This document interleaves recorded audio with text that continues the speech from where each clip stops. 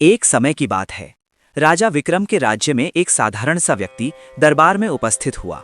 उसके हाथ में मिट्टी से बने 3 दीपक थे। तीनों दीपक देखने में बिल्कुल एक जैसे थे, न आकार में फर्क, न रंग में, न ही बनावट में।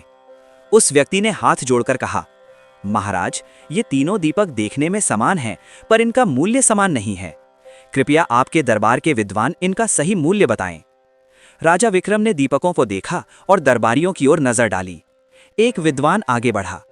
उसने दीपकों को हाथ में लिया, ठोक कर देखा, घुमाकर देखा और बोला, महाराज, तीनों दीपक एक जैसे हैं, इनका मूल्य भी समान होना चाहिए।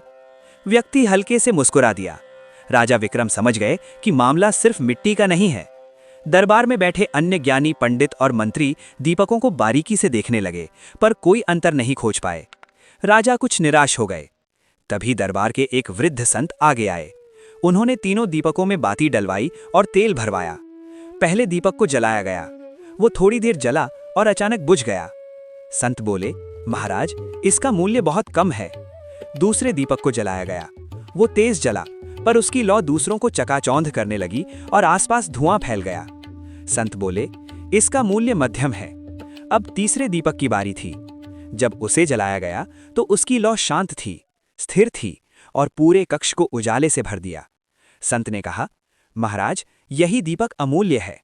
राजा ने पूछा, तीनों एक जैसे हैं, फिर अंतर क्यों? संत मुस्कुराए और बोले, महाराज, पहला दीपक उस मनुष्य जैसा है जो थोड़ी सी कठिनाई में बुझ जाता है। दूसरा दीपक उस मनुष्य जैसा है जो केवल दिखावे के लिए चमकता है, पर दूसरों को कष्ट देता है। और तीसरा दीपक उस मनुष्य जैसा है जो शांत रहकर दूसरों के जीवन में उजाला भर देता है। ऐसे लोग ही वास्तव में अमूल्य होते हैं।